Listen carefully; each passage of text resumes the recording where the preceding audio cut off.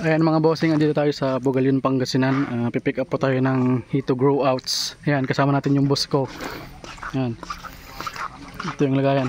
Titignan natin yung mga grow outs nila. Ayan. Ito yung laman ng kanilang concrete pond. Bibili na po natin lahat ng pull out. Lahat-lahat.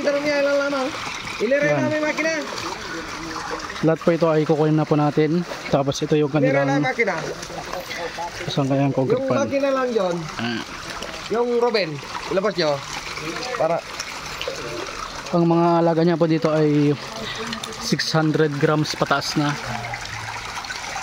Laking earth pond, 4 months. Ayan yung earth pond din Ito, Bugalyon, Pangasinan. Ito po ay dating kumuha ng ating fingerlings, kaya ngayon po ay ipo-pull out na po natin. Ibebenta na po lahat ng kanilang grow outs dahil bukas meron po silang order na 50,000 pieces. So ito yung sa kabila. Trapal.